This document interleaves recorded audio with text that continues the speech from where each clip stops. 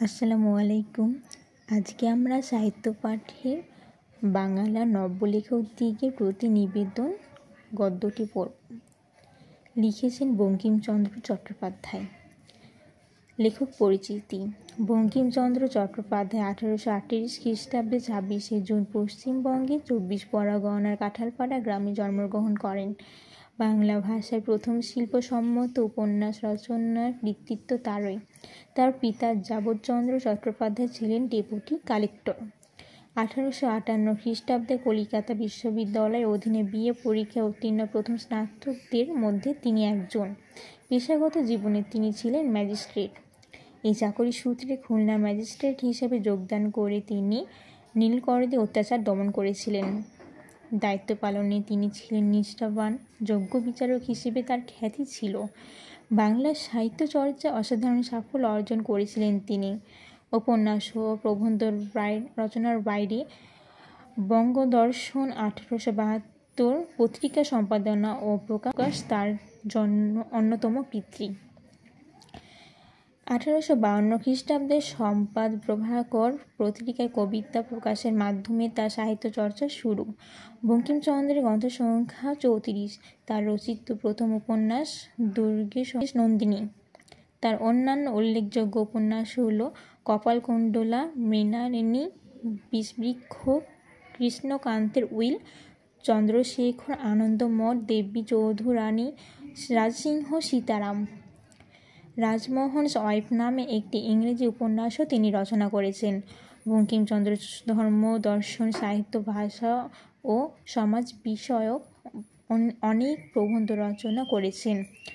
লোকরহস্য, বিজ্ঞান রহস্য, কমলাকান্তের দপ্তর, সাম্য, কৃষ্ণচরিত্র, বিবিধ প্রবন্ধ ইত্যাদি তার গদ্যগ্রন্থ। বাংলা সাহিত্যে অসামান্য অবদানের জন্য তিনি সাহিত্য সম্রাট উপাধিতে ভূষিত হন। বঙ্কিমচন্দ্র 1894 খ্রিস্টাব্দে 8ই এপ্রিল কলকাতায় মৃত্যুবরণ করেন। 1. যশের জন্য লিখিবেন না, তাহা হইলে যশও হইবে না, লেখাও ভালো হইবে না। লেখা ভালো হইলে যশ আপনি আসিবে। 2. টাকার জন্য লিখিবেন না। ইউরোপে এখন অনেক লোক টাকার জন্যই লেখে এবং টাকাও পায়, লেখাও ভালো হয়, কিন্তু আমাদের এখনও সেদিন হয় নাই। এখন অর্থের উদ্দেশ্যে লিখিতে গেলে লোকরঞ্জন প্রবৃত্তি প্রবল হইয়া পড়ে। এখন আমাদিগের দেশের সাধারণ পাঠকের রুচি ও শিক্ষা বিবেচনা করিয়া লোকরঞ্জন করিতে গেলে রচনা বিকৃত ও অনিষ্টকর হইয়া ওঠে। 3. যদি মনে এমন বুঝিতে পারেন যে লিখিয়া দেশের বা মনুষ্য জাতির কিছু মঙ্গল সাধন করিতে পারেন অথবা সৌন্দর্য সৃষ্টি করিতে পারেন, তবে অবশ্য লিখিবেন। যাহারা অন্য উদ্দেশ্যে লিখেন তাহাদিগকে যাত্রাওয়ালা প্রভৃতি নিজ ব্যবসায়ীদিগের সঙ্গে গণ্য করা যাইতে পারে। 4. যাহা অসত্য, ধর্মবিরুদ্ধ, পরনিন্দা বা পরপীড়ন বা স্বার্থসাধন যাহার উদ্দেশ্য, সে সকল প্রবন্ধ কখনো হিতকর হইতে পারে না, সুতরাং তাহা একেবারে পরিহার্য। সত্য ও ধর্মই সাহিত্যের উদ্দেশ্য, অন্য উদ্দেশ্য লেখনী ধারণ মহাপাপ। 5. যাহা লিখিবেন তাহা হঠাৎ ছাপাইবেন না, কিছুকাল ফেলিয়া রাখিবেন, কিছুকাল পরে উহা সংশোধন করিবেন, তাহা হইলে দেখিবেন প্রবন্ধে অনেক দোষ আছে। কাব্য, নাটক, উপন্যাস 2-1 বৎসর ফেলিয়া রাখিয়া তারপর সংশোধন করিলে বিশেষ উৎকর্ষ লাভ করে। যাহারা সাময়িক সাহিত্যের কার্যে ব্রতী, তাহাদের পক্ষে এ নিয়ম রক্ষাটি ঘটিয়া ওঠে না। এজন্য সাময়িক সাহিত্য লেখকের পক্ষে অবনতিকর। 6. যে বিষয়ে যাহার অধিকার নাই, সে বিষয়ে তাহার হস্তক্ষেপ অকর্তব্য। এটি সোজা কথা, কিন্তু সাময়িক সাহিত্যতে এই নিয়মটি রক্ষিত হয় না। বিদ্যা প্রকাশের চেষ্টা করিবেন না, বিদ্যা থাকিলে তাহা আপনি প্রকাশ পায়। চেষ্টা করিতে হয় না। বিদ্যা প্রকাশের চেষ্টা পাঠকের অতিশয় বিরক্তিকর এবং রচনার পরিপাট্যের বিশেষ হানিজনক। এখনকার প্রবন্ধে ইংরাজি, সংস্কৃত, ফরাসি, জার্মান কোটেশন বড় বেশি দেখিতে পাই। যে ভাষা আপনি জানেন না, পরের গ্রন্থের সাহায্যে সে ভাষা হইতে কদাচ উদ্ধৃত করিবেন না। ৮. অলঙ্কার প্রয়োগ বা রসিকতার জন্য চেষ্টিত হইবেন না।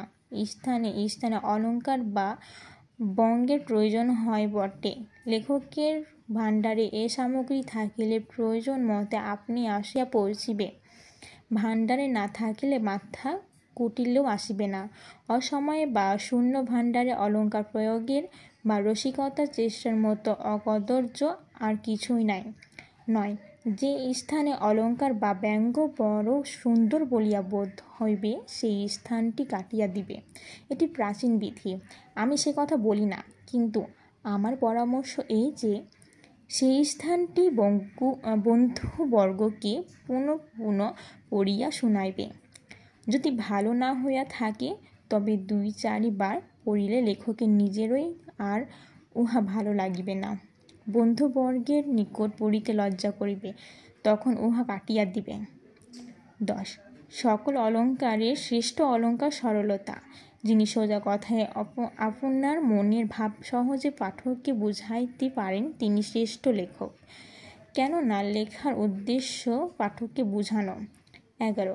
কাহারও অনুকরণ করিও না। অনুকরণে দোষগুলি অনুকৃত হয়, গুণগুলি হয় না। অমুক ইংরাজি বা সংস্কৃত বা বাংলা লেখক এইরূপ লিখিয়াছেন, আমিও এইরূপ লিখিব, এই কথা কদাপি মনে স্থান দিও না। ১২. যে কথার প্রমাণ দিতে পারিবে না, তাহা লিখিও না। প্রমাণগুলি সংযুক্ত করা সকল সময়ের প্রয়োজন হয় না, কিন্তু হাতে থাকা চাই। ১৩. বাংলা সাহিত্য বাংলার ভরসা। এই নিয়মগুলি বাংলার লেখকদিগের দ্বারা রক্ষিত হইলে বাংলা সাহিত্যের উন্নতি বেগে হইতে থাকিবে।